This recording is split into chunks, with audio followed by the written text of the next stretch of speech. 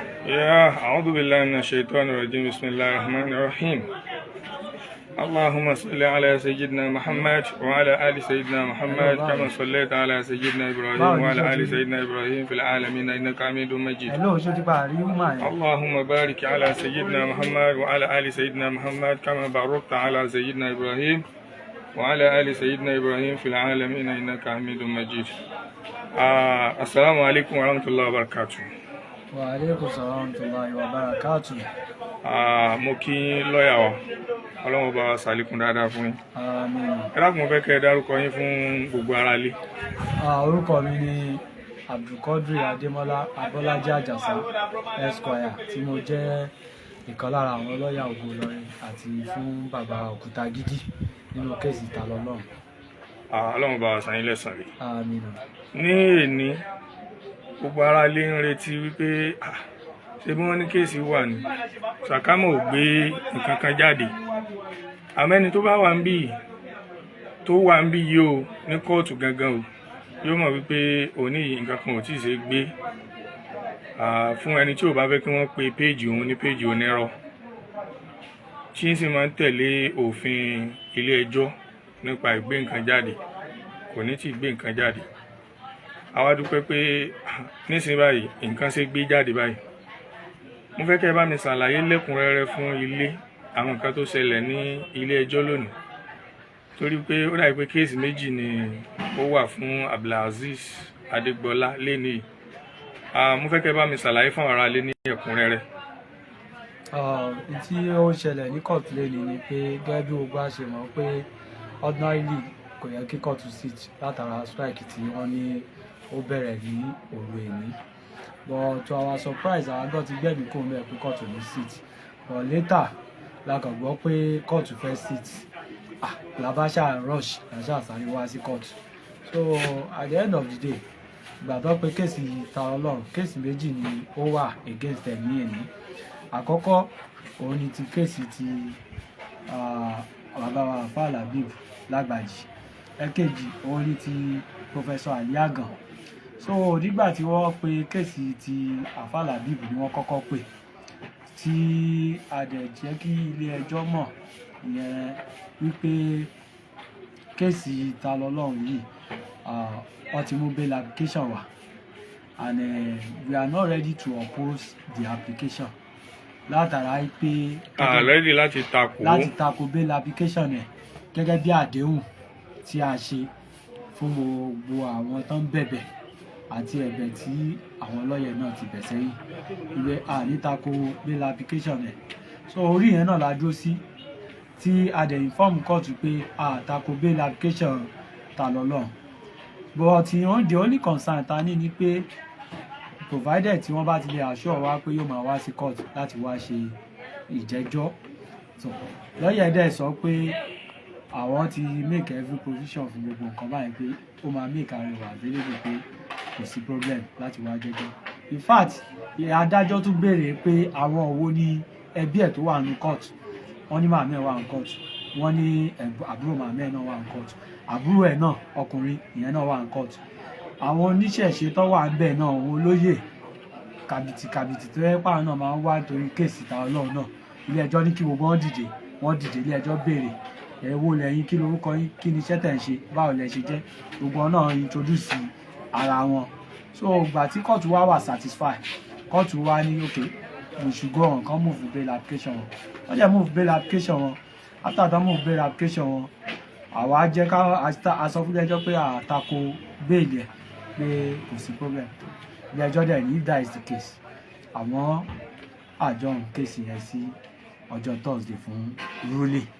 And ẹ máa gbà wípé the second case tó náà ó yẹ kó come up lónìí tó jẹ́ ti Professor Ali Agan is for arraignment, lẹ́yìn tó túmọ̀ sí pé ó yẹ kí wọn ò tí serve Tani Olohun níwèé látara pé the last time tán lọ serve ẹ̀ ó reject service, and nígbà tí wọ́n dé kóòtù wọ́n inform kóòtù pé ó reject service, kóòtù wá issue production warrant against ẹ̀. Wọ́n dẹ̀ ti fún àwọn prison warder àwọn prison service wọ́n ti fún wọn ní production warrant yẹn, but ìdí ò jẹ́ kí wọ́n lè gbé Tani Olohun wá sí court lé ní ojú strike tí ó ṣẹlẹ̀ lọ because at a point àwọn lọ́ọ̀yà Tani Olohun padà pé prison pé àwọn fẹ́ make agreement bó ṣe wá àwọn prison jẹ́ kó máa yé wọn pé kó lè wá torí pé àwọn ti gẹ̀ẹ́tì kí lorúkọ ẹ̀ circular pé strike bẹ̀rẹ̀ so torí ẹ̀ gbogbo àwọn inmate pátá kò sí inmate táwọn máa gbé wá sí court ní èmi in fact lọ́ọ̀yà Tani Olohun lọ́ọ̀yà báǹkì padà béèrè fún stand down pé àwọn fẹ́ sáré káwọn wò bóyá wọ́n lè rí ọgbọ́n kan dá sí láti make sure pé wọ́n gbé Tani Olohun wá because tí wọn ò bá gbé wá sí kóòtù lẹ́yìn kò sí bó ṣe lè rọ́nà lọ níbi tí kéèsì ti Quran tí ó sùn tí Professor Aliagan jẹ́ nominal complainant tó jẹ́ complainant so wọ́n ṣáà stand down kéèsì yẹn wọ́n sáré lọ make arrangement here and there but ìgbà tí wọ́n máa padà dé wọ́n jẹ́ ká mọ̀ pé kò sí ọgbọ́n tí wọ́n lè dá sí gbogbo àyàn ní àwọn prison warden náà wọ́n lè gbé wá. ẹ dákun kẹ́ ẹ tó máa lọ mo rọ gbogbo ẹ̀yin tí ẹ ń wò wá mo fẹ́ kẹ́ ẹ máa bá mi share program yìí kẹ́ ẹ máa tẹ love and like mo fẹ́ kí information yìí kó rìn dáadáa pé ó ní tí mo fẹ́ lò níbẹ̀ tí mo fi fẹ́ kí information yìí mo fẹ́ kí fídíò yìí kó rìn ju tàtẹ̀yìn wá lọ ẹ bá mi tẹ like and share bismillah. so nígbà tí wọ́n dẹ̀ wá sọ pé tó because káwọn tó lè gbé Tani Olohun wá ó ní àwọn arrangement àwọn plans táwọn máa put in place like àwọn máa inform our security náà máa mobilize àwọn security personnel tó máa guide court tó máa guide Tani Olohun láti custody láti correctional center tí wọ́n fi gbé dé court ilé so gbogbo akíní yìí àwọn ò tí ì ṣètò ẹ̀ so ó máa difficult fáwọn láti gbé wá sí court so ìdí nìyẹn tí wọ́n fi rí Tani Olohun gbé wá sí court but at the end of the day court padà jókòó lórí ọ̀rọ̀ yẹn so wọ́n á inform court pé àwọn fẹ́ court ní so in the circumstance kí làwọn lè ṣe lọ́ọ̀yà jẹ́ ká jẹ́ kó yé court pé lọ́ọ̀yà Jimba tó file tó yẹ pé àwọn náà file on behalf of Aliagan tó yẹ pé gbogbo tíìmù wa náà là ń ṣiṣẹ́ in respect of that case later as it is now bọ̀bọ́ yìí ìyẹn Tani Olohun ó nídìí àti wà ní court kí wọ́n ka ẹ̀sùn tó ṣẹ̀ kán kà sí létí and now strike nìyí ló ti bẹ̀rẹ̀ yìí kóòtù náà ń lọ leave lọ́la so àmọ́ nǹkan tí a lè ṣe and as a matter of fact this particular bail tí kóòtù ṣe grant Tani Olohun níbi tí kéèsì Afalabi tí wọ́n bá fi Tani Olohun kalẹ̀ tí kò bá wá sí kóòtù then ṣọ tí ẹ̀ tí wọn ò bá rí mọ́ yóò affect kéèsì ti Aliagan ti Kùránì tí ó wà nílẹ̀ yìí so for that reason kí kóòtù kí wọ́n fún wa ní date fún ọjọ́ mi tí wọ́n arrange Tani Olohun proper kóòtù wa ní òun máa fún wọn ní two options tóun bá lọ leave báyìí ó di January is either kan mú January date or kan mú Thursday so at the end of the day wọ́n padà á agree sí Thursday ibi kóòtù gan wo pé well in his magnanimity ni ó fi fún wọn ní Thursday otherwise kóòtù bá lọ fún leave ní ọ̀la but torí pé kéèsì bó ṣe wà important sí ṣe understand àti pé bóyá jẹ́ pé is a public interest case ló fi jẹ́ kí kóòtù mú Thursday pé ok kí wọ́n produce ẹ̀ níjọ́ Thursday yẹn so kí àwọn party àti lọ́ọ̀yà kí wọ́n wá kóòtù níjọ́ yẹn so kán wá arrange ẹ̀ proper kóòtù tó wá sọ wípé ordinarily tóun bá fẹ́ wo ìwà tí Tani Olohun wù gan ni on that Thursday àwọn ò bá ní káwọn invoke section 168 or something like that wípé for his review sir láti gba service tó sì jẹ́ pé ńgbà tí wọ́n arrange ẹ̀ fún ti Afalabi the other time àwọn sọ fún categorically ní kóòtù wípé whenever anybody bá wá bẹ tó bá mú process wá fún ẹ pé kò gbà try kò gbà lọ́wọ́ wọn táwọn sọ fún wípé irrespective of ẹni tó lè wù kó jẹ́ tó bá ti mú wá fún ẹ gbà lọ́wọ́ wọn so àwọn wá surprise pé wọ́n tún lè wá ní wọ́n fún níwèé kan tó tún wá refuse láti gbàwé yẹn ìgbé so kó tó wá jẹ́ pé wájú àwọn náà tó wá gbé ẹjọ́ ẹ̀ wá ìgbé so táwọn bá fẹ́ ṣe ni àwọn kọ́kọ́ convict ẹ̀ fún pé ó refuse láti gba court process ni ó lọ ṣe ẹ̀wọ̀n 40 days. Okay, ìjìyà ẹ̀wọ̀n 14 days ní fẹ́ni tí ò bá gba service. Okay. Yes, tí ò gba service. So kóòtù but ìgbà tó sọ lọ́yà báǹkì ṣáà bẹ̀bẹ̀ pé kọjọ pé kán má ṣe bẹ́ẹ̀ pé àgbẹ̀ni ó dá bóyá àwọn ó ṣe àbáwọn ò ní ṣe gbogbo ẹ̀ pàdé di ọjọ́ Thursday. So ìyẹn ni ibi tí wọ́n ta fọ̀rọ̀ sí ní kóòtù ní èdè pé so tó bá di Thursday tọ́lọ́n bá ní kán mú bail application wá then àwọn necessary things tó yẹ kán ṣe náà from their own side kí lọ́yà báǹkì ṣe tó bá ti ṣe bá life kò sí problem ká proceed ni. So Ọlọ́run bá wa san yín lẹ́san rẹ̀. Ìbéèrè tí mo fẹ́ béèrè lọ́wọ́ yín ni pé tí n bá gbàgbé ní last court tá a attend nírọ̀lẹ́ rẹ̀ tí àwọn ìṣẹ̀ṣe assembly tí wọ́n wá bá mi ṣe meeting mo ní ìfàní láti sọ fún wọn wípé Ògo Ìlọrin ready láti fi ọmọ yìí lẹ̀ tó bá ṣe àwọn ìgbésẹ̀ tí ó yẹ kó ṣe. Nínú ibẹ̀ náà ni mo ti wá bá wọn kọ́ọ̀lù lọ́ọ̀yà imam direct ẹ̀yin ni mo kọ́kọ́ pè nọ́mbà yẹn ò lọ mọ́ wá pé lọ́ọ̀yà imam lọ́jọ́ yẹn. Lọ́ọ̀yà imam wá fún wọn nímọ̀ràn kan wípé lẹ́tà tí lọ́ọ̀yà olóbì kọ tẹ́lẹ̀ tó jẹ́ apology letter lẹ́tà ìbẹ̀bẹ̀ ìbéèrè fún àforíjì lọ́wọ́ àwọn tí Tani Olohun ṣẹ̀ wípé lọ́ọ̀yà imam fún wọn nímọ̀ràn bẹ́ẹ̀ pé irú lẹ́tà bẹ́ẹ̀ kí lọ́ọ̀yà báǹkì lọ lè kọ́ so far tó ti jẹ́ pé Tani Olohun gan nínú kéèsì rẹ̀ wọ́n ti dismiss lọ́ọ̀yà olóbì kúrò nínú kéèsì ẹ̀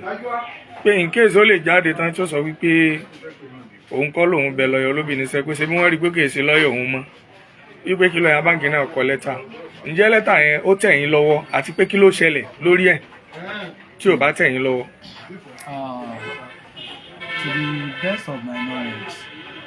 ní àárọ̀ yìí lọ́ọ̀yà báǹkì wọ́n fún mi ní lẹ́tà. Okay. Lẹ́tà náà dẹ̀ ni ó sì wà lọ́wọ́ mi yìí. Ẹ dákun ẹ fi hàn ayé kí wọ́n rí sẹ́ni tí wọ́n lè rí ni. Wọ́n ní yìí lẹ́tà tí wọ́n fún mi láàárọ̀ yìí. Okay. Ṣé lẹ́tà yóò wá ṣiṣẹ́ ní kóòtù ni àbí kí ló ṣẹlẹ̀? Ṣé ẹ rí lẹ́tà tí wọ́n fún wa yìí? Àwa ti jẹ́ kí lọ́ọ̀yà báǹkì mọ̀ àṣàlàyé fún wọn pé lẹ́tà eléyìí ò lè survive. Kí ló dé? Ìdí tí a dẹ̀ fi sọ pé kò lè survive ni pé kì í ṣe pé wọ́n apologize on behalf of Tani Olohun. Okay. It's just a letter of reference. Okay. Caption àbí heading ni wọ́n kàn sọ letter of apology wọ́n kàn kọ the letter of apology. That is wọ́n make reference sí àwọn letters tí wọ́n ti fi apologize tẹ́lẹ̀. Okay. Kì í ṣe àwọn náà kọ o letter tí lọ́ọ̀yà olóbì kọ tẹ́lẹ̀ òun ni wọ́n make reference sí. Ẹ rí i pé níbi letter yẹn wọ́n tún attach letter tí Tani Olohun tó fọwọ́ rẹ̀ kọ tó fún lọ́ọ̀yà olóbì òun lélẹ̀. Ẹ rí i pé èyí tí lọ́ọ̀yà olóbì gangan kọ tí wọ́n fi attach ti lẹ́tà Tani Olohun mọ́ òun náà lélẹ̀. So meanwhile advice tí ọ̀gá US imam tó jẹ́ leader team advice tó fún wọn ní pé káwọn náà lọ fi lẹ́tà head wọn personally kí wọ́n lọ kọ lẹ́tà on behalf of Tani Olohun kí wọ́n fi apologize fún gbogbo àwọn tí Tani Olohun ṣẹ̀. Okay. On behalf of Tani Olohun and tẹ́ bá dẹ̀ wo content letter yìí kò síbi tí wọ́n ti apologize on behalf of Tani Olohun. Wọ́n kàn make reference to letter lọ́ọ̀yà olóbì àti Tani Olohun. Léyìí tó túmọ̀ sí pé nǹkan tí wọ́n bá wọn sọ advice tí wọ́n fún wọn wọn ò tí comply pẹ̀lú ẹ̀. Bọ̀gbà táwa challenge wọn lé ní court pé tí ṣe the needful what we are expected of you to do òun ni kẹ́ ẹ mú lẹ́tà wá látọ̀dọ̀ ara yín kẹ́ ẹ fi apologize on behalf of your client. Gẹ́gẹ́ bí lọ́ọ̀yà fún. Gẹ́gẹ́ bí lọ́ọ̀yà fẹ́ẹ́pẹ́ yìí lẹ̀ ń ṣe kéèsì ẹ̀ báyìí presently according to information lọ́ọ̀yà olóbì ẹ ti disengage ẹ̀ is no longer acting or representing Tani Olohun in this case kò sínú tíìmù yín mọ́. So but we have to start from somewhere.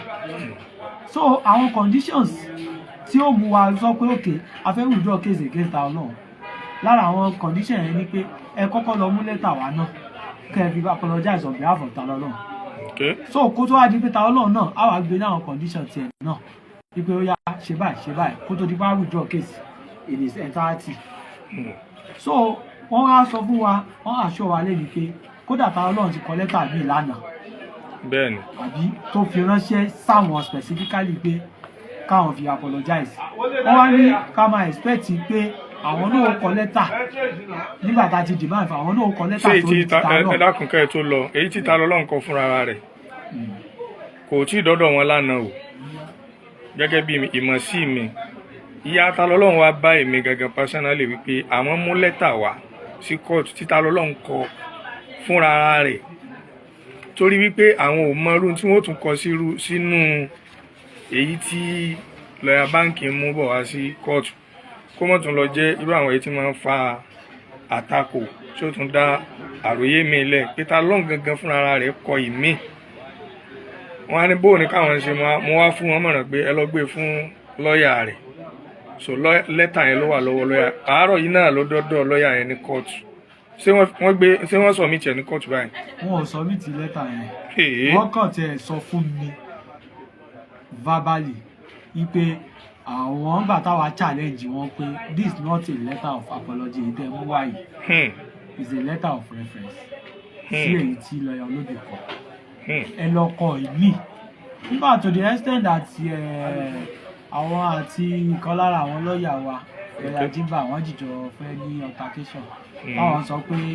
kí wọ́n má jẹ́ kí ego wọn kó overshadow èbó yín pọ̀ o ibẹ̀ kí wọ́n má jẹ́ kí ìpè báyìí mo ṣe tó ìgbéraga pé mo jẹ́ báyìí pé báyìí mo ṣe jẹ́ kọ́ má jẹ́ kí yẹn kó jẹ́ kí wọ́n feel too big láti pé àwọn fẹ́ kọ letter of apology látọ̀dọ̀ ara wọn. kí èyí tóbi ju ẹ̀bẹ̀ lọ. ibi tó yẹ pé freedom client wọn ló wà important àbí ló wà paramount. tí ìtúsílẹ̀ rẹ̀ bá jẹ wọ́n lógún. tó bá jẹ wọ́n lógún pé kò sí kan tó burú bẹ́ẹ̀ kí wọ́n gba ẹ̀gbin láti ensure pé client wọn jáde nígbà yẹn pé àwọn náà ní ó gborí yẹn nígbà yẹn pé àwọn náà ní ó gborí yẹn tó bá jáde sóyè báyẹn ṣó náà wá ṣàṣọ wọn wá ní òkè kò sí problem náà fi wá jẹ́ ká mọ̀ pé ó ti kọ lẹ́tà mi tó jẹ́ ká padà mọ̀ nìyẹn pé táwọn náà ti kọ lẹ́tà mi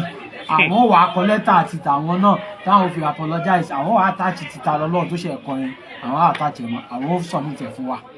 so àwọn náà expect lẹ́tà yẹn any moment from now between now and Thursday so I dey expect kan mú bail application wa tó bá mú bail application wọn wá a sì maintain the stand wa. Our team still maintain their stand. We are not going to oppose. Ní oppose thereby. Ọlọ́run ó bá wa san yín lẹ́san rẹ̀. Nínú ọ̀rọ̀ yìí jẹ́ tún ní ìmọ̀ràn kan fún àwọn èèyàn bóyá wọ́n ń support Tani Olohun ni o bóyá wọ́n ò support ẹ ní o jẹ́ nímọ̀ràn fún àwọn èèyàn tó lè kọ́ wa lẹ́kọ̀ọ́ nípa tí ń jẹ́ òfin torí wípé bá a ṣe wà lórí social media yìí ó jẹ́ kí èèyàn mọ̀ wípé ọmọ Nàìjíríà nídìí kí wọ́n include course law sínú gbogbo tí máa ń jẹ́ department ní school ní Nàìjíríà yìí torí wípé àwọn èèyàn ò mọ tí wọ́n ń pè lófin social media yìí lẹ́nu ọ̀rọ̀ Tani Olohun yóò jẹ́ kí èèyàn mọ̀ wípé àwọn èèyàn ò mọ tí wọ́n ń pè ní òfin àwọn èèyàn ò mọ tí wọ́n ń pè lófin ìmọ̀ràn wo lẹ́lẹ́ fún àwọn èèyàn lórí ẹ̀ torí pé kálukú kan sáà ń sọ tẹnu rẹ̀ bá kò yẹ kó rí bẹ́ẹ̀ báyìí ló ṣe yẹ kó rí kò yẹ kó ṣe kinní kan ló yẹ kó ṣe kinní kan ẹ fún àwọn èèyàn nímọ̀ràn lórí ẹ̀. ìmọ̀ràn tá a máa ń fún àwọn èèyàn all the time náà ni pé kí gbogbo àwa èèyàn ká mọ̀ pé ibi tí òfin tó tú ni ibi tó òfin tó tú ni wà ibẹ̀ náà lòfin tó de ni òun náà ló wà ààyè máa sọ wípé for every fundamental rights all the fundamental rights are not absolute pé gbogbo ohun tó ń jẹ́ ẹ̀tọ́ mi ni right mi ni ibi títí tiẹ̀ pín sí ibẹ̀ ní tẹlómi ti bẹ̀rẹ̀ tí òfin bá sọ pé òun fún ẹ ní freedom of speech òfin kan náà ló tún fi ààyè sílẹ̀ ààlà sí pé there are limitations to what you can say. Àwọn ọ̀rọ̀ kan wà tó yẹ pé tó bá sọ òfin ó gbé ẹ tó fi bá ní o ní right láti ṣe tó wù ẹ́ nínú ilé ẹ òfin kan náà wà tó ní pé o gbọ́dọ̀ disturb àwọn alábàágbé ẹ àbáwọn neighbor ẹ̀ látara pé wọ́n enjoy right tiẹ̀ tó fi bá ní pé o ní ẹ̀tọ́ láti máa rìn kó máa yan fanda òfin nǹkan náà ló tún fàyè sílẹ̀ pé tó bá ṣe nǹkan tí ò dáa ẹ̀tọ́ wà lábẹ́ òfin kan tún tiẹ̀ mọ́lé kan restrain freedom ẹ̀ freedom of movement òfin náà ló sọ pé wọn ò gbúdọ̀ pa èèyàn lọ́nà àìtọ́ wọn ò gbúdọ̀ deprive èèyàn ní life to live right to live this same òfin náà ló tún sọ pé there are circumstances tí wọ́n fi lè deprive èèyàn ní ẹ̀mí tọ́lọ̀ ọba fún èèyàn tó bá pààyàn wọ́n pa padà. So there are some things like that needs to tell us pé no fundamental rights is absolute. Gbogbo right téèyàn bá ní ló ní gbàdéke. So gbogbo àwa tá wà ló social media advice tá máa fún yín náà ni pé ẹ jẹ́ kí case Tani Olohun yìí ẹ má jẹ́ ká kàn fi catch cruise lásán. Ẹ má kàn jẹ́ ká kàn rí àsìpá fi catch fun. Ẹ jẹ́ ká learn from it. Ká mọ̀ pé ìgbésí ayé wa gbogbo life wa tá à ń live ló wà regulated by law. If there is anything tí ò bá yé wa before ká tó take any step ẹ jẹ́ ká máa consult àwọn tó mọ̀ òfin kí wọ́n lè máa guide wa properly kán lè máa advise wa báyìí ni ẹ ṣe ṣe báyìí ni kẹ́ ẹ ṣe báyìí ni kẹ́ ẹ ṣe ṣe so that èèyàn wá lè wá ti ka àbámọ̀ bọnu lọ́jọ́ iwájú pé ká ní mo mọ̀ ní ìwádẹ̀ ti ṣe báyìí. So bí èmi ṣe rí ní advice mo lè fún. Ẹ ṣeun gan-an a dúpẹ́ fún yín o Ọlọ́run ó bá wa san yín lẹ́san rí. Mo fẹ́ kí n nífàní láti bá lọ́ọ̀yà Jimba náà sọ kí n béèrè ìbéèrè lọ́wọ́ tiwọn náà mo fẹ́ kí n bá wọn náà ní ọ̀rọ̀. Ẹ bá ń pe lọ́ọ̀yà Jimba ó ti tó báwọn.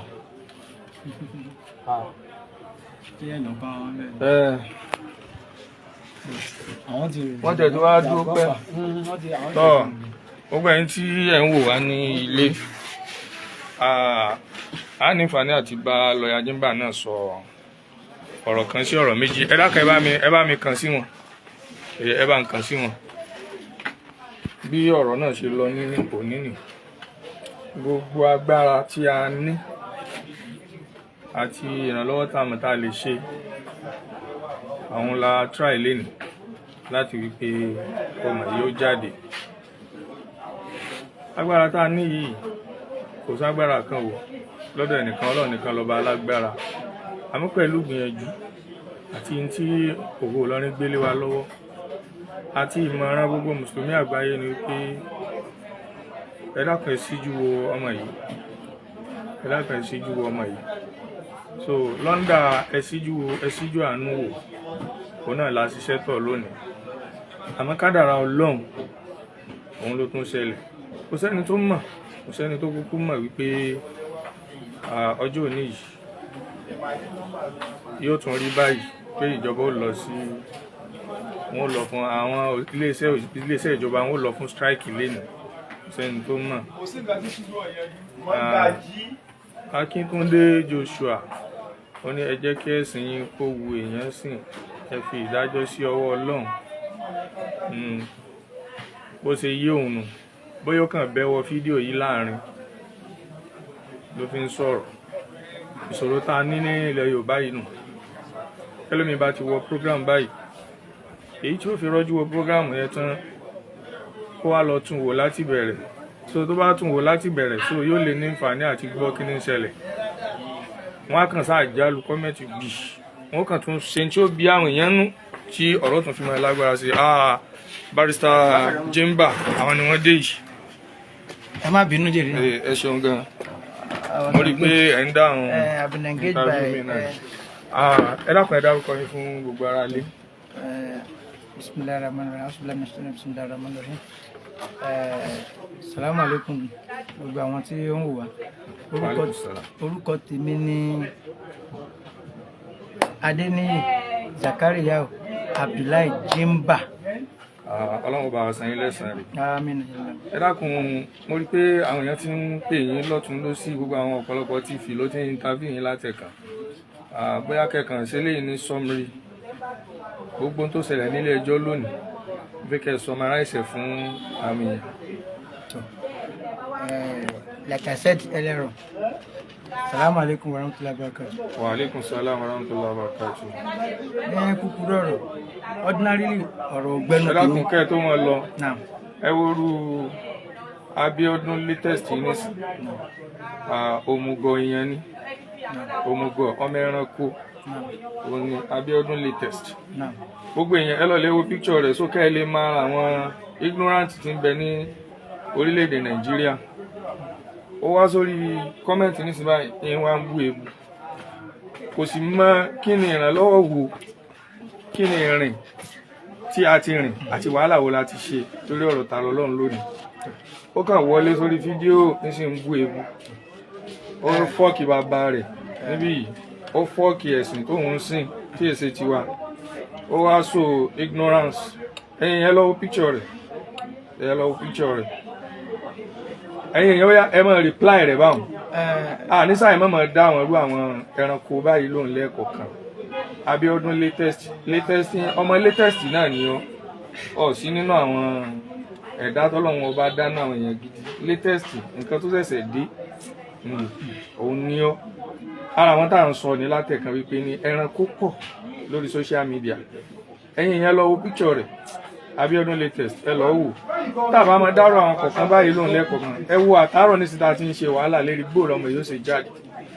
pẹ̀lú gbìyànjú wa. Mi ò lè ṣe fídíò látàárọ̀ torí wípé a fẹ́ kí ọmọ yìí kó ní àmì tá a lè fi jíṣẹ́ fáwọn èèyàn tí inú àwọn olólùfẹ́ rẹ̀ náà fi dùn. Tòun ti bá ṣe wàhálà tó lọ bọ̀ ṣe gbogbo ẹ̀tẹ́yìn lọ́ọ̀yà náà ṣe wàhálà tó nísìn eléyìí bọ́ síbí nísìn báyìí Abíọ́dún latest òun hùwà ẹranko àwọn èèyàn ti ń reply rẹ̀. Báyọ̀ máa bọ́rọ̀ yín lọ sà. ẹ dákun ọmọ pàkúta sí ọ̀rọ̀ tá à ń sọ. Mo gba ìyọ̀ǹda lọ́dọ̀ ọ̀gá wa barrister US Imam àti ọ̀gá wa Dr. Saddam torí ọ̀rọ̀ tẹ ẹnu mi ò gbọ́rọ̀ táwọn bá wà ẹ̀yìn sí lè sàn kankan láìsí pé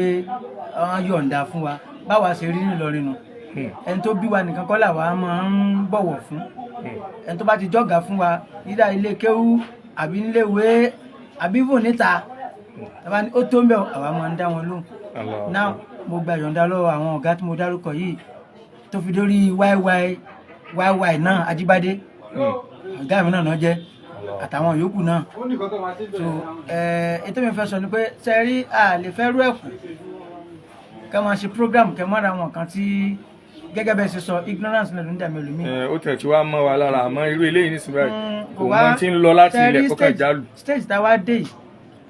wọ́n ní the best answer for a fool is what? It's silent. Silent.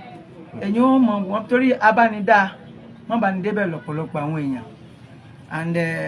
mo fẹ́ for opportunity náà sọ fún àwọn èèyàn tó ń wà lórí online èmi ò kódà bí ọba gbígbà lọ́rọ̀ ìṣẹ̀lẹ̀ wallahi tallahi láì lámì ìmọ̀ bá ṣe ń lo Facebook tó bá ti pín bàtọ́rọ̀ ìṣẹ̀lẹ̀ èmi ò kí ni mò ń bá ń bẹ́ lẹ́yìn kí n kọ́ọ̀lù kí n sì lọ even WhatsApp nìkan mo tẹ̀ mọ́ ń pa dáadáa àmọ́ ètò jẹ́ pàtàkì ni pé àwọn tó ń lo Facebook tó ń lo WhatsApp kódà àwọn tó jẹ́ àwọn èèyàn tiwa ní mùsùlùmí gan àwọn míì gan tẹ́lẹ̀ kọ́rọ̀ ètò ṣẹlẹ̀ àwọn gan wọ́n máa ń jábọ́ anyhow tó máa sọ̀rọ̀ anyhow tí a bá ti wà lórí online lọ́ọ̀ wà tó ń regulate ọ̀rọ̀ sísọ̀rọ̀ lórí online àwọn kan máa wà tó kún wọn kàn bọ́ra lẹ̀ online tó máa ní see my breast see my yan gbogbo yìí offense ni àmọ́ àwọn èèyàn mọ̀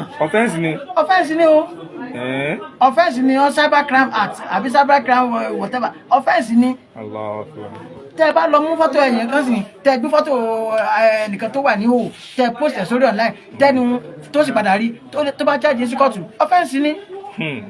ká tó wá sọ pé yẹn wá ń sọ̀rọ̀ online tí ó wá ń ṣe ọ̀rọ̀ tó jẹ́ òdodo ọ̀rọ̀ so gbogbo kíní yìí kò sí nǹkan tó wà láyé tí law regulate àmọ́ torí tó jẹ́ pé ìlú tá a ti bára wa náà àdùnkíá náà ni ní Kwara lẹ́ni yìí there is a provision for kí lórúkọ ẹ̀ kéèyàn máa mọtí offense ni. bẹ́ẹ̀ni ní Kwara yìí bẹ́ẹ̀. ní Kwara ẹ lè cross sí Ọ̀yọ́ ń bẹ̀ ń wo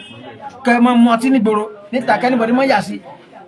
àwọn èèyàn lè máa ṣe lọ́fẹ̀ẹ́ àwọn èèyàn lè sì máa ṣe ní kọ̀rọ̀ níbi kan máa rí wọn kan máa kà kún offense àmọ́ offense àmọ́ ìdájọ́ pé àwọn ìjọba náà kì í yà sí. gbẹ̀yàn ṣe pé fornication offence náà ni ní Kwara bí tẹ́ bá cross under penal code is an offence àmọ́ tẹ́ bá cross the other side mẹ́ẹ̀ẹ́sìn it may not be an offence. In that one lo níbí is penal code of northern Nigeria and part of it tẹ́ bá wo section 211 èyí tí èmi file on behalf of Professor Aliaga tó jẹ́ Madrasati Muhammed tó jẹ́ olórí Madrasati Muhammed is an offence láti ṣe kíni láti anything any object that is the position of that is the bọ́n ṣe couch ẹ̀ níbi lọ́ọ̀ yẹn any object tí èèyàn bá bà á jẹ́ tó bá jẹ́ pé nǹkan tí ẹ believe lé lórí nù offence ni o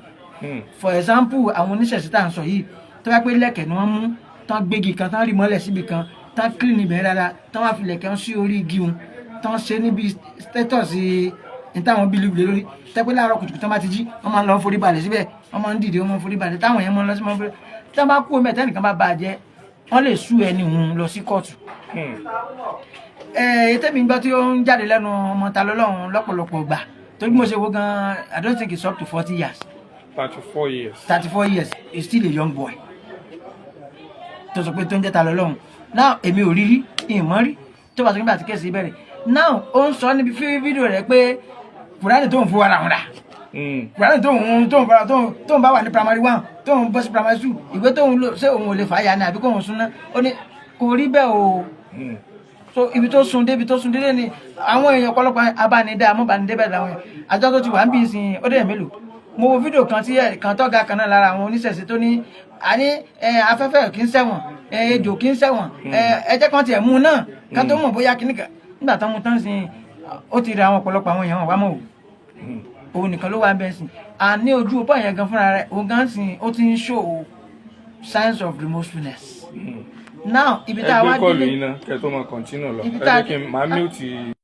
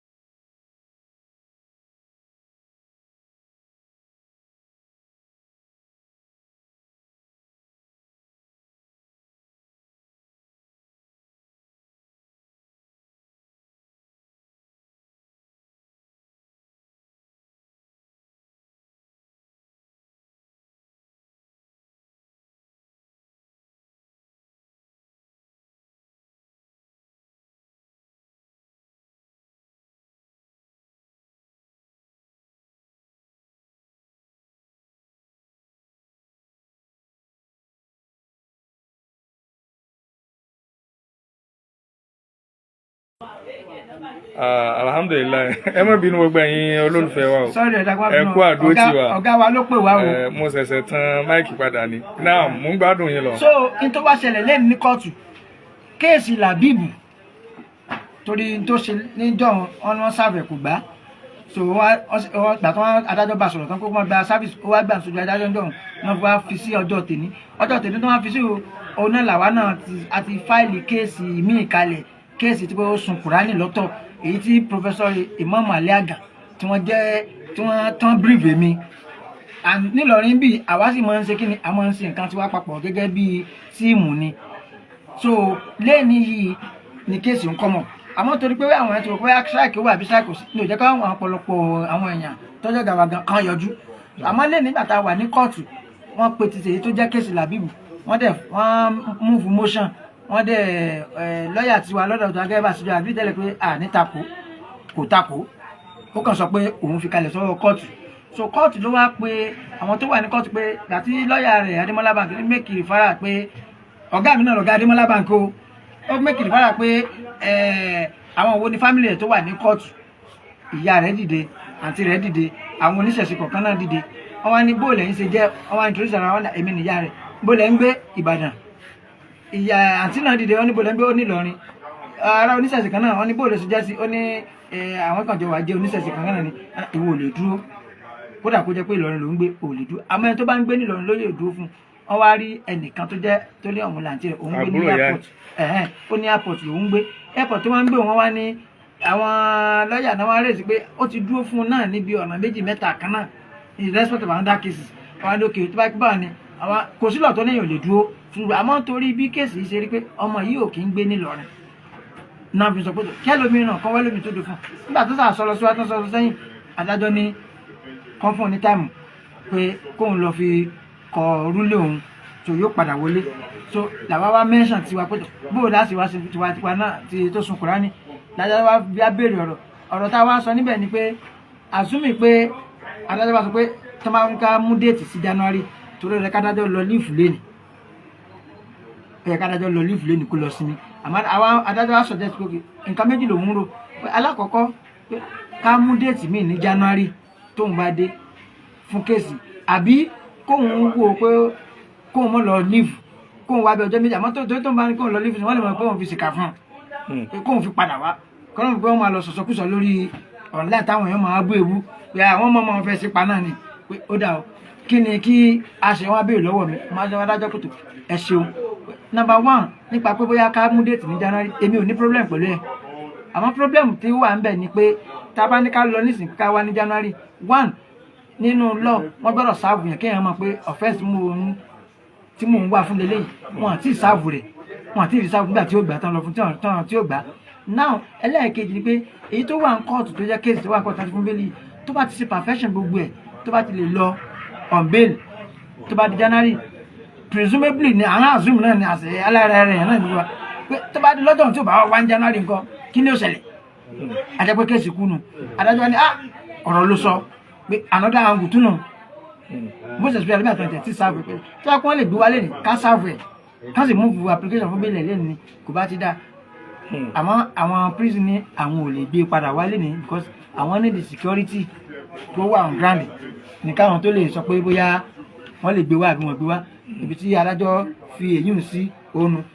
out of magnanimity adájọ́ wá ní tó bá di lọ́jọ́ Thursday ká máa padà bọ̀ wá wípé òun ó gbọ́ ruling bẹ́ẹ̀lì lọ́jọ́ at the same time òun ó tún gbọ́ ọ̀rọ̀ nípa ti ọ̀rọ̀ ti tètè alẹ́ àgàn fáìlì ti Kùránì sunsun pé òun ó gbọ́ lọ́jọ́ papọ̀ so àjọṣe méjèèjì papọ̀ ní ọjọ́ subject tí ò bá sí strike ibi tí adájọ́ sí tó fi ọ̀rọ̀ sílé èní nù.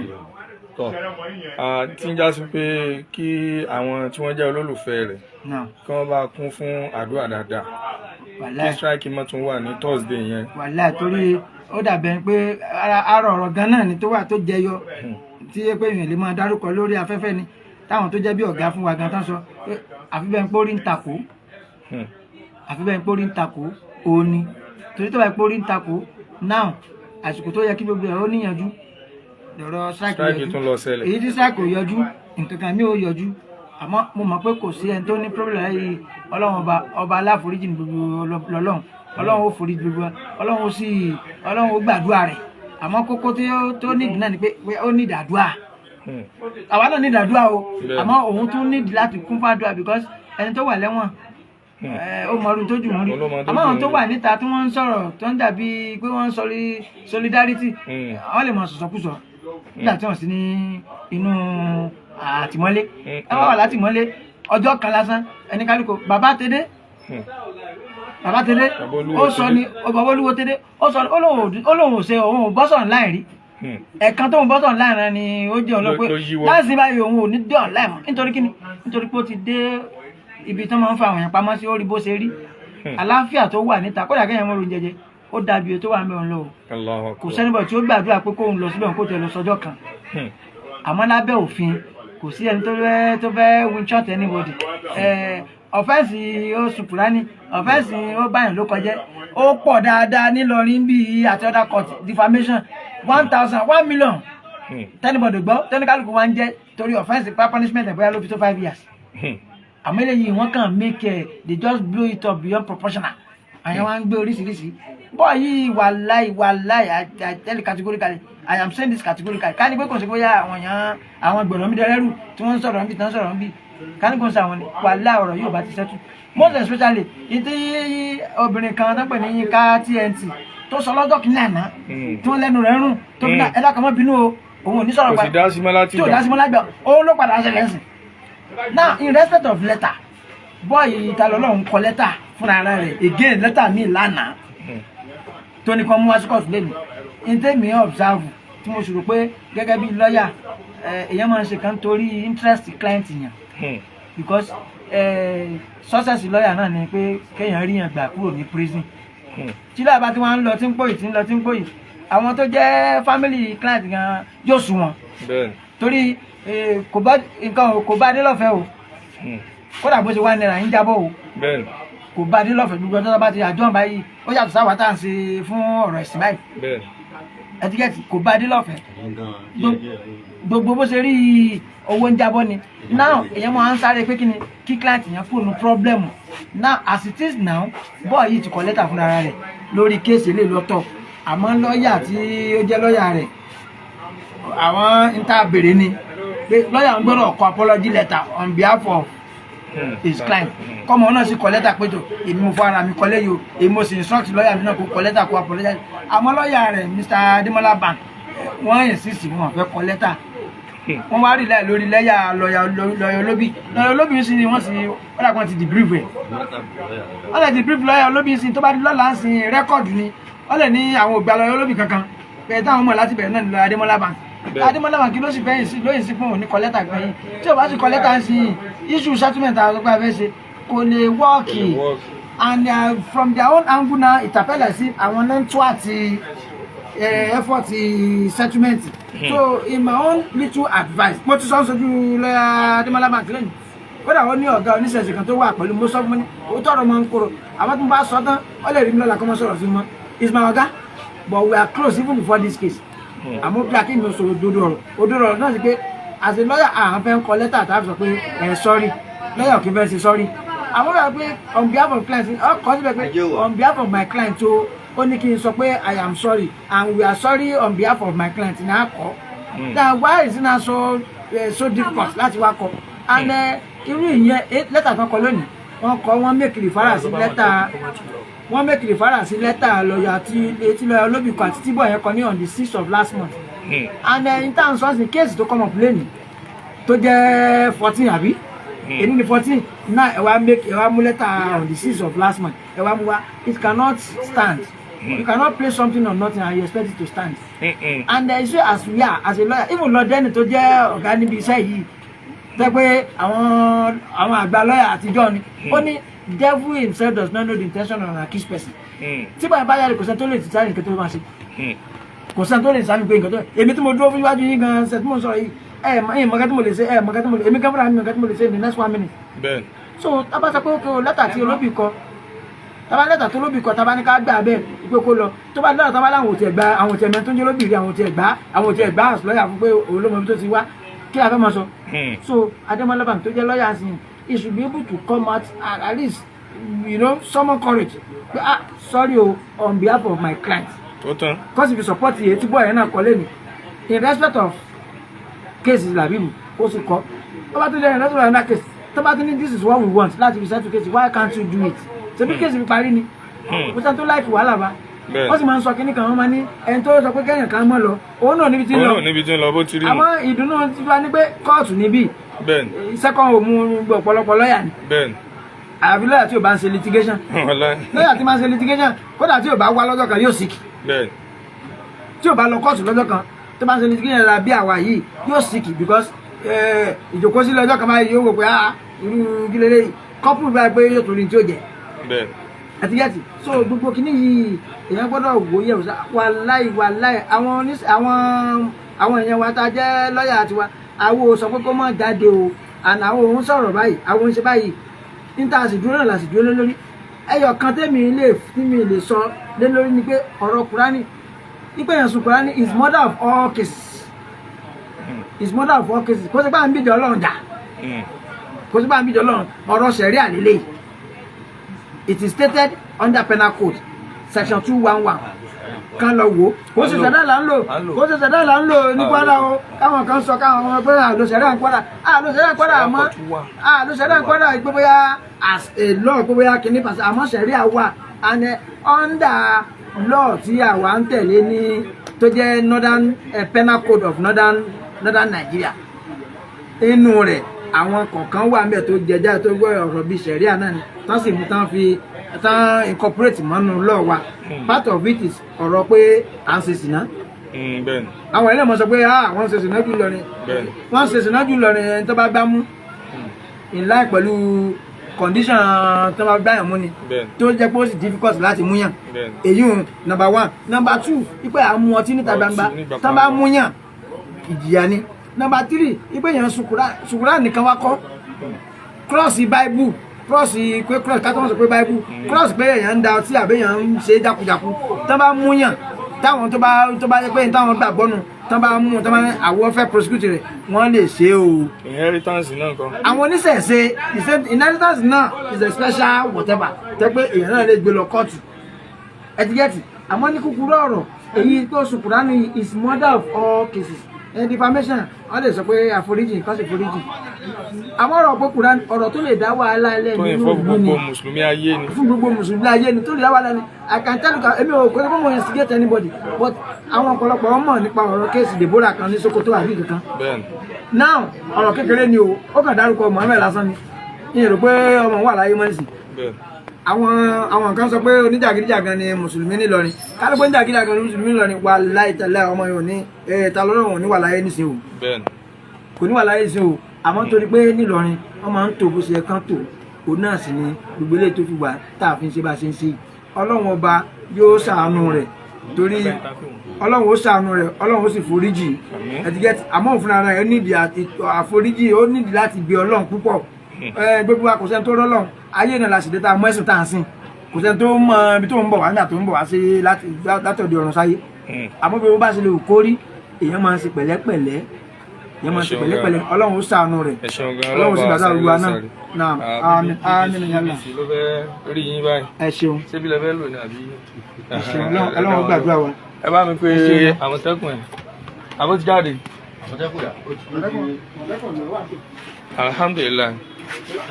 ọ̀kan nínú àwọn tó jẹ́ neutral person tí òun ṣe mùsùlùmí kò sì ṣe oníṣẹ̀ṣe ṣùgbọ́n ẹlẹ́sìn kìrìsìtẹ́nì ni tóun náà wá sí Ìlọrin tó witness báwo ni kéèsì yìí ṣe ń lọ tí ó ní péjì kan tó ń pè ní àmọ̀tẹ́kùn Oòduà òun ni mo fẹ́ ní ìfàní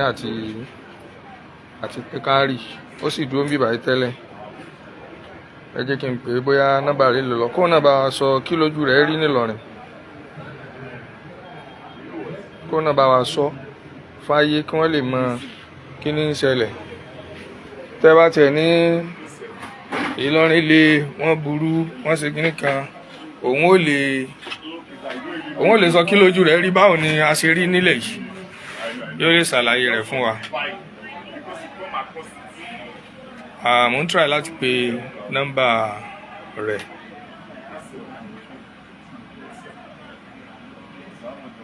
Hello Afasa Kama ni àwọn èèyàn ń retí yín lórí live mi gbólẹ́wà tọ̀ wọ́n láwọn tí ń bọ̀ wá. So bí ọ̀rọ̀ ṣe lọ ní o a gbìyànjú gan a ṣe wàhálà lórí ẹ̀ lórí wípé ẹ̀bẹ̀ yìí pọ̀ kò sí ní tí kálukú fẹ́ fi ọmọ yẹn sì máa rìn lẹ́yìn níbẹ̀ kò sí ní tá a fẹ́ fi ṣe ṣùgbọ́n bó ṣe wu Ọlọ́run òun ló ṣe tún rí lónìí àmọ́ àmọ́ wípé pẹ̀lú sùúrù láì ní pẹ́ Ọlọ́run ó yanjú ọ̀rọ̀ náà síbi tó dáa. Ọlọ́run ó yanjú ẹ̀. So mo fẹ́ kí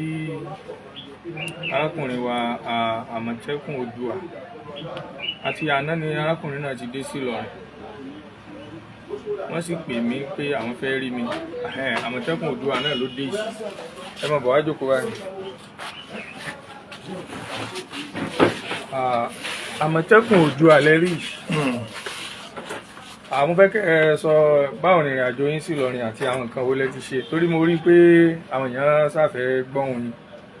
Ẹ ṣeun. Adúpẹ́ lọ́dọ̀ Ọlọ́run. Alhamdulillah. Nígbà tí ìgò tẹ́ lóyè ẹ̀ fi ìgò ṣe láì. mo nídìí tí mo fi ń lo ògùn lẹ́nu ọjọ́ méjì. Tọ́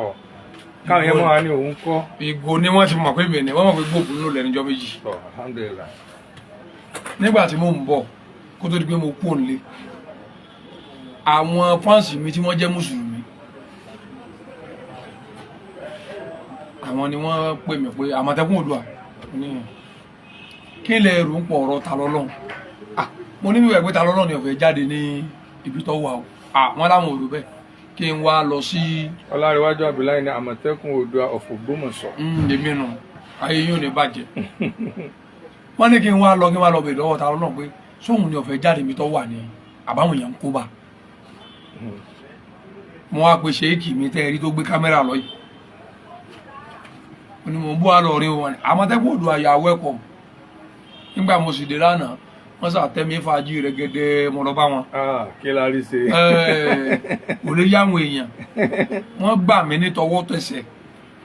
Wọ́n bá mi sọ̀rọ̀. Wọ́n dìde torí mi wọ́n fi wá bí tí wọ́n wá tí wọ́n ti wá bá mi. Mo wá sọ fún wọn pé mo fẹ́ lọ sí lọ wo Ta Lọ́lọ́hun ní prison torí mi ò ní nǹkan kan lọ rẹ débi pé máa mọ ibi máa ṣe lọ síbẹ̀. Admin mi tá a wá jọ lọ àwọn náà wọ́n sọ fún pé tí mo bá ti débẹ̀ báyìí ni kí n sọ báyìí ni kí n sọ. Nígbà mo débẹ̀ mo yìí sọ̀rọ̀ mo wọlé. Sẹ́mi ni mo rán yín lọ bẹ̀. Ẹ̀yin bò alẹ́ mi mo pè yín pé mi ń lọ bẹ̀.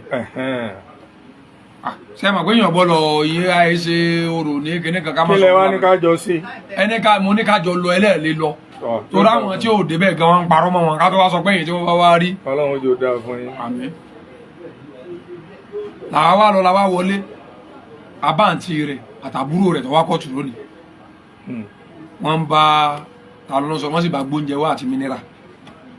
Àwa jókòó nígbà wọ́n ṣe tán làwa dìde ni àwa bá lọ bá bó ṣe rí wa ọ̀dọ̀ balẹ̀ làwa bẹ̀rẹ̀ sí sọ̀rọ̀. Mo wá ní kó tó di pé àmọ́ sọ̀rọ̀ lọ́jẹ̀ náà pé mo ní béèrè kan fún un. Ṣé wọ ló ní káwọn tí ń bẹ lórí social media ọmọ bú àwọn àfa oníbòlẹ̀ sí ń sọ̀rọ̀ báyìí.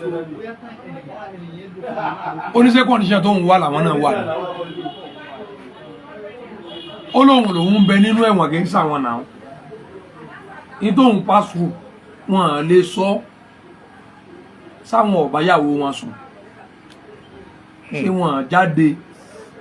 tó wá fi jẹ́ pé rubí ṣébí wá jẹ́ yunifásitì tó ń wà tó wọ́n fi wá máa sọ fún wọn wípé èyí tí ẹ̀ ń sọ wo tẹ́yìn sí ẹ̀ máa ṣe ń sọ fún ọ̀ràn wọn ṣẹ́ wò pé gbogbo àwọn tí mò ń rí yẹn wọ́n ti monetize page wọn bí wọ́n ṣe ṣe fídíò lórí òun ṣe bí àwọn èèyàn ṣe ń wọlé ni wọ́n rí owó gbà àwọn ọ̀ràn wọn ní iṣẹ́ kankan. Mo wá lókè kí ló fẹ́ kí n ṣe? Ó ní kí n bóhùn bẹ gbogbo mùsùlùmí àgbáyé gbogbo Ìlọrin especially kí n tó bóhùn bẹ Malam Yusuf Adépọ̀jù. Mo wá ní kí ni ó láwọn èèyàn nírọ̀ pé ó ní kí wọ́n mọ̀ bẹ́ẹ̀ ó láwọn ìwò lọ́sọ bẹ́ẹ̀ mo ní ẹnìkan nù wọn Evangelist Adéfá ó lóun ò rí lájọ tóun ti mẹ́mẹ́ wọn.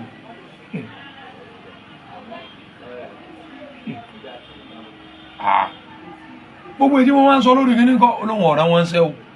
tó bá jẹ́ pé òun bá rọ opportunity àti jáde ni òun ó lọ bẹ àwọn gbogbo àfáànlé o òun ó ṣàpọ́lọ́jì fídíò orí orí social media lòun ti bà wọ́n lórúkọ jẹ́, òun ó sọ pé ẹ má bínú, òun ti bà yín lórúkọ jẹ́, ẹ má bínú. Torí àwọn tí wọ́n ṣe fídíò tóun fi bà wọ́n lórúkọ jẹ́ gan wọ́n ti sọ pé rọ́lá wọn ń pa kí wọ́n tóun tóun ò ní bẹ̀bẹ̀. Kí n bóun bẹ Ògo Ìlọrin, kí n bóun bẹ Malam Yusuf, kí n bóun bẹ gbogbo mùsùlùmí kí wọ́n má bínú pé tóun bá jáde mọ́ wá ní Malam Yusuf sọ pé tóun bá jáde sọ possible kò lè bá wọn ṣe program. Ó ní ṣé wọ́n gbà, mo ní èmu ṣe nígbà tí program bá wà wọ́n ó ṣe o. Kẹ́ ẹ lè bá a mọ̀ pé ẹnìkan kó fọ́ọ̀sì ẹ̀ tí wọ́n ń sọ wípé wọ́n ní kó wá di mùsùlùmí kíní kankan. Gbogbo ọ̀rọ̀ tí mò ń bá sọ ó ní fáwọn sọ pé káwọn ò ṣe jàgídíjàgan, pé báwọn bá ṣẹ̀ àwọn tọrọ dáríjì ẹ̀ṣẹ̀, òun sì ti ṣẹ̀, òun rẹ́dí àti tọrọ dáríjì ẹ̀ṣẹ̀. Lẹ́yìn ìgbà yẹn gbà tá a wá sọ ọ wá fún mi lẹ́rìí àdánilójú pé kí n lè bá a mọ̀ pé tí òun ń sọ ọ wá pe lọ́ọ̀yà rẹ̀ lójú. Ọ wá sọ fún wọn pé kí wọ́n kọ apology letter, kí wọ́n sì fún àwọn Ògo Ìlọrin àti àwọn lọ́ọ̀yà àti ọba wa lónìí kó tó di wípé wọ́n wọnú kóòtù. Wọ́n ti wá tó ẹ pé kò bá tẹ́ wọn lọ́rùn àbí kankan bẹ́ẹ̀ tó wọ́n adjust, wọ́n ti wá adjust tiẹ̀, òun ò fi ní problem kí wọ́n kọ́ tó di òun ò tó fi ní máa pẹ́ ń bẹ̀ mọ́ torí òun ti gbọ́ pé àwọn lọ́ọ̀yà ń lọ fún ṣe, àwọn adájọ́ ń lọ fún ṣe mi. Nígbà tó pè wọ́n tán pẹ̀lú fóònù àwọn ẹlẹ́wọ̀n, wọ́n wá tó kọ nọ́mbà. Mo kẹ́lẹ̀ evidence mo fẹ́ mú ọ̀tá o.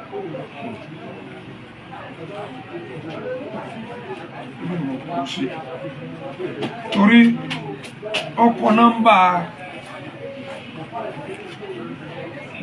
lọ́ọ̀yà Babs fún mi fúnra ara rẹ̀, orí mi ò mọ nọ́mbà wọn àti sọ́ọ́ lórí social media àdìgbẹ́ tó bá fẹ́ bá mi sọ̀rọ̀ nọ́mbà rẹ̀ mọ̀ fi bá mi sọ̀rọ̀ àbẹ́yìn ti gbọ́ rí. Wọ́n wá ní kí n bóun pé ẹ wò ìfọwọ́ mú ẹ̀yìn rẹ̀. Ẹ má pè ẹ má pè. Mo ti fọwọ́ mú ẹ̀yìn rẹ̀ wà lórí nọ́mbà tó kọ fún mi lánàá ni. Nípa ni pé kí n bóun pè wọ́n kí n sì sọ fún wọn wípé kí wọ́n ṣe apology letter. Òun náà sì ti kọ tòun náà kí wọ́n tó fi kún. Torí òun rí pé wọn ò bóun jà, òun lòun ṣe nǹkan tí ọ̀dà, òun sì fẹ́ kí wọ́n fóun lẹ̀. Now mo dẹ̀ pé lọ́ọ̀yà rẹ̀ ta ló rán níbẹ̀ wọ́n ló ti pè àwọn ọmọ oníhùn kí n sọ bí ó pè yìí, àwọn tó ní jíṣẹ́ fún yín ni mo sọ fún yín wọ́n sì ní oṣù problem. Àmọ́ to my surprise nígbà tí mo dé kóòtù láàárọ̀ yìí, àwa la ṣẹ̀ṣẹ̀ lé lọ́ọ̀yà káàkiri pé kó lọ kó apology letter fún àwọn Ògo Ìlọrin àtàwọn lọ́ọ̀yà tó wà, tí wọ́n sọ pé kí wọ́n ti submit ẹ̀ kó tó di wípé wọ́n wọlé, wọ́n ti mọ àwọn ìtọ́ba yẹ kí wọ́n ṣàtúnṣe ń bẹ̀. Mo lọ bá wọn mẹ́ta lọ́lọ́, mo lọ bẹ́ gbọ́n rẹ̀ pé báyìí báyìí o, wọ́n lọ bá mọ̀mọ́ ní kó dàkún àbí kí ni wọ́n bá wọn ṣe báyìí, wọ́n lọ bá wọn bẹ kíní pé kó ṣe kíní àbí káwọn náà lọ fún wọn fúnra wọn nípa ìyá lọ́ọ̀yà náà ni ó lọ fún àwọn lọ́ọ̀yà ní lẹ́tà. The end of the day nígbà tí wọ́n bẹ̀rẹ̀ kò fún wọn ní lẹ́tà yẹn, nígbà tí wọ́n bẹ̀rẹ̀ case ni ló tó pín lẹ́tà yẹn nínú ibi wọ́n ti ṣe ẹjọ́. Nígbà táwọn èèyàn máa rí lẹ́tà yẹn, wọ́n rí pé lẹ́tà tí Ta Olohun ṣẹ̀ṣẹ̀ kọ kò sí nínú lẹ́tà tí wọ́n submit.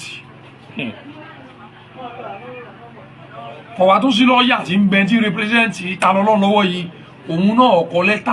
lẹ́tà tí former lọ́ọ̀yà tí kò wá sí kóòtù tọkọ ìlò òun náà ṣiṣẹ́ lórí àti Ta Olohun kọ lẹ́tà. Àwọn dẹ̀ ń wò wípé possible kò jẹ́ pé wọ́n sáàkì lọ́ọ̀yà olóbí àbí kí wọ́n ń pè wọ́n, pé tó sì jẹ́ pé lọ́ọ̀yà yẹn lè padà wá kóòtù sọ pé òun withdraw èyí tó òun sọ tó lóhun èsì lọ́ọ̀yà rẹ̀ mọ́. Ṣé you understand? Now lọ́ọ̀yà tó wà pẹ̀lú rẹ̀ tó dúró tì gangan kọ̀ọ̀kọ́ lẹ́tà tí ó yẹ kọ́kọ́ láti fi béèrè pé ẹ dákun o, ẹ má bínú o, kóòtù àbí tí ọba ṣe yún nígbà tó wọnú ilé wọ́n sọ fáwọn èèyàn pé lẹ́tà tí wọ́n ti kọ tẹ́lẹ̀tẹ́lẹ̀ ní o, àmọ́ nítorí condition àbí condition kejì o, lẹ́tà tí ẹni tí mo wá defend tó ẹ̀sẹ̀ tó ń kọ ni o, àmọ́ àlè fáìlì ẹ̀ mọ́ kéèsì fáìlì kéèsì láti gbé wá tó bá wà dájọ́ wọn lè ní kó mú lẹ́tà yẹn wá káwọn wò. tó bá àwọn yòókù náà wọ́n lè wò kún ó lè bá àwọn Tani Olohun kọ lẹ́tà lánàá wọn ò present ẹ̀ torí tá a bá ń sọ̀rọ̀ ẹ jẹ́ ká máa yàn èmi èé ṣe mùsùlùmí ẹnìkan kò sì fún mi ní kankan fúnra mi ni mò ń gbégbé sí ayé ara mi bó mo sì fẹ́ gbé tèmi náà kémi náà fi jẹ́yàn láyé a dẹ̀ gbìyànjú nulẹ̀ lónìí àwọn ògo olórin tí wọ́n ń bẹ lẹ́gbẹ̀ẹ́ mi tó ń ṣàdúrà pé Ọlọ́run jẹ́ kí Tani Olohun jáde lónìí ọlọ́mọdé lọ́ọ̀yà yóò ṣe mistake kó tó di kó tún wọnú ilé kó tó di kó gbé adájọ́ ló wá béèrè àwọn question lọ́wọ́ lọ́ọ̀yà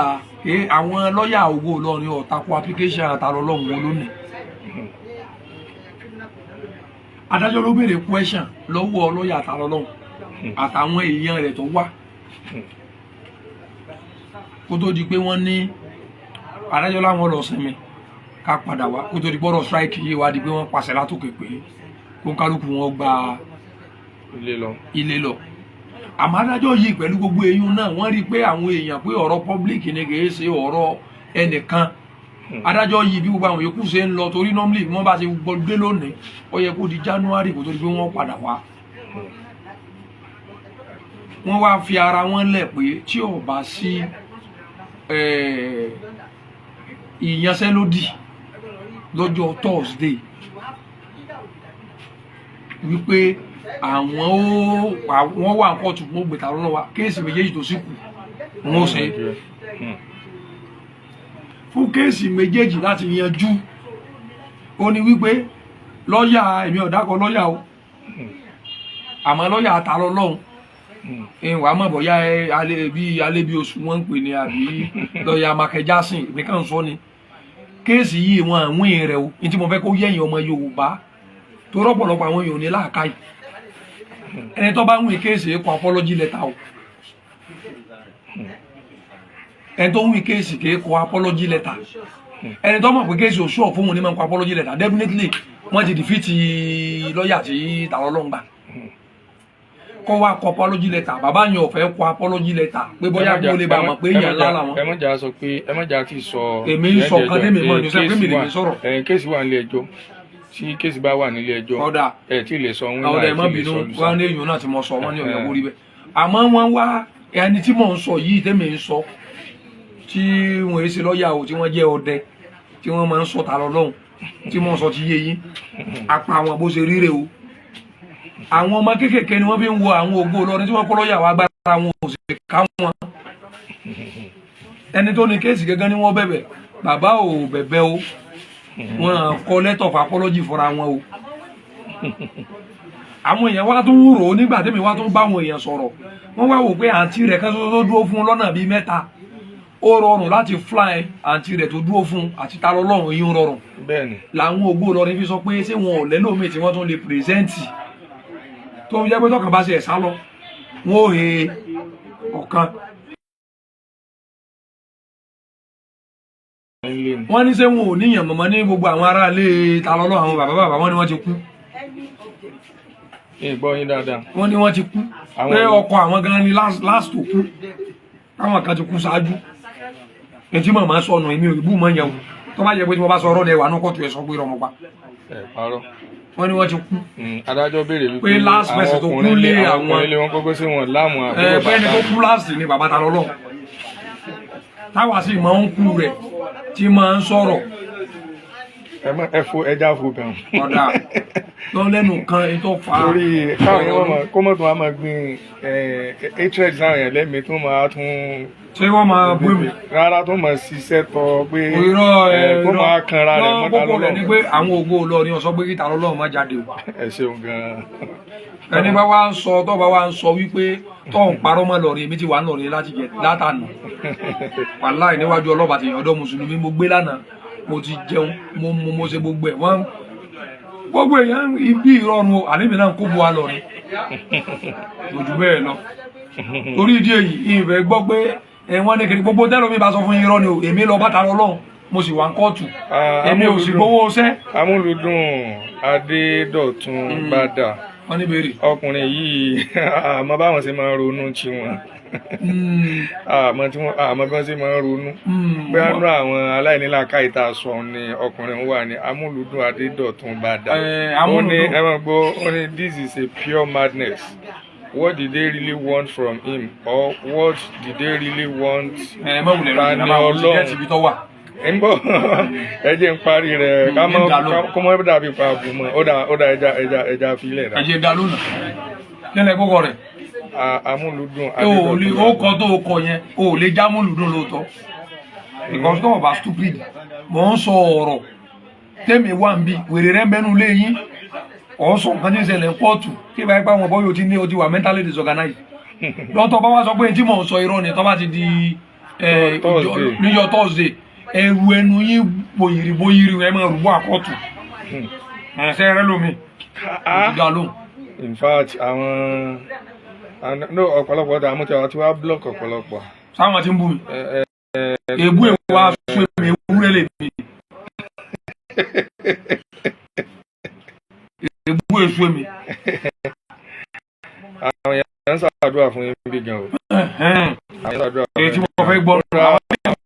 àwọn sì ń wà ní pé Àmọ̀tẹ́kùn you are welcome to Ìlọrin àwọn kì í ẹ̀yin tí a bá fẹ́ kí Àmọ̀tẹ́kùn ọ̀yá mo fẹ́ mọ dárúkọ yín ká tó mọ dágbére. kò sí bẹ́ẹ̀ rẹ̀ ti sọ kókó ọ̀rọ̀. àbí sẹ́ pè mí ẹ bá mi sọ kankan ṣe bẹ́ẹ̀ mi ṣe tàbí ẹ̀yin tẹ́ bá jẹ́ fọ́ọ̀sì rẹ̀ rí mi náà ṣe tàbí tèmi bí kan. wàláì bó ṣe rí nù. èmi sì ti lò wọn látàná mo ti lò wọn láàárọ̀ yìí náà ìbílẹ̀ ṣe ti wọn ní ìsìn. wàláì bó ṣe rí nù. tó o bá wá ní èmi ló kù tí ọfẹ́ mọ̀ wípé kí n máa parọ́. tọ amúlùdùn tí ẹ má bínú o amúlùdùn ni àwọn òmí ní báwọn wọn ní I mean his lawyer and his ẹsẹ people. amúlùdùn ní ìlú tó ẹ má bínú ẹ dákun ẹ̀yin lẹ mọ amúlùdùn èmi náà ẹsẹ rántí ni ẹ má bínú ẹ dákun. Azeez Ayọ̀délé èmi ti bá wò lórí ibú you are welcome to Ìlọrin brother. wọn náà fún wa ń lọ rẹ. àwọn kan Oyèdélé Kẹ́hìndé Sakama well done thank you sir. ẹ já mọ fi àsìkò yìí dágbére káwa náà lọ. ẹ jẹ́ dágbére orúkọ mi gangan tí mo bá ń já Àmọ̀tẹ́kùn Oòduà mo máa ń sọ èmi èyí ṣe Oòduà torí pé Oòduà lọ́sẹ̀ wá kalẹ̀ tá a máa sọ pé bàbá Oòduà lèmi fi ń jẹ́ Oòduà èmi èso lóògùn. Àmọ̀tẹ́kùn tí mo wá ń jẹ́ ẹranko tá a nílẹ̀ Yorùbá ní láyọ̀n ẹkùn la ní tẹ́gbà bá ní láyọ̀n Àmọ̀tẹ́kùn láyọ̀n ní mọ̀ jẹ́. láyọ̀n Oòduà lè bá máa jẹ́. yọ̀ọ̀dà fún yín ṣé ti ọ̀dà sàn torí mo rí pé controversial máa wà ń bí ọ̀rọ̀ mi yẹn máa ń ṣe bóyá babaláwo ní mi èmi lóògùn ọlọ́ọ̀mọ gbẹ́kẹ̀lé. Number 2 ó ní pé orúkọ mi ni Adélékè Adépọ̀jù Adélékan ọmọ wọn ní Rẹ̀sàdú ọmọ wọn lóko mọ̀ sọ Adépọ̀jù Adélékan triple adé. èmi ni ọmọ aládé ni mí èmi lọmọ oníkó ìdìdógún tó lọ máa jàwé ló ti mú kó omi ògùn lójúmọ́ ló ti mú lé wá sún mi lọ èmi lọmọ apó kan fà kan máa kó méjì ọ̀fà méjì ẹni tó ní kò ìbá ta lọ́fà tí ọba kóró wálé ọwọ́ lọ bí iṣu nù. àwọn bàbá ti wo èéfẹ́yìn gbọ̀fà wájú gbà wọ́n fi gbọ̀fà èmi lọmọ Àrẹ̀sà olépo ní kẹ̀tẹ́ fèníṣẹ́pọ̀ ní bí ara Rẹ̀sà dúnú wọ́n ló gbépo ní yíyá mọ̀dẹ́ lára àdìjẹ́ wọ́pọ̀ ọ̀gbẹ́rù dórí ní Rẹ̀sà ó ní Rẹ̀sà gbogbo mọdẹ ní Rẹ̀sà nílé ẹ wá jẹ́ n parí rẹ̀. ẹ jẹ́ n parí èyí náà wọ́n ní Ògbómọ̀ṣọ́ ó yá kájọ débẹ̀ o èèyàn ńlá ló l'Ógbómọ̀ṣọ́ ìlú Ògbómọ̀ṣọ́ kò ní bàjẹ́ etí mo tọ́ láti sọ ni pé ẹ̀yin tẹ́lẹ̀ fẹ́ yọ̀ mọ́ mu wa l'Ógbómọ̀ṣọ́ wọn ò bí ayé dá. ìwúlẹ̀ tó wá wọ̀ yìí torí Ọlọ́run ìgbé tí mò ń fa lu wa nù. ọ̀kẹ́ wọn lọ́gàá ti rántí wa tó wà á.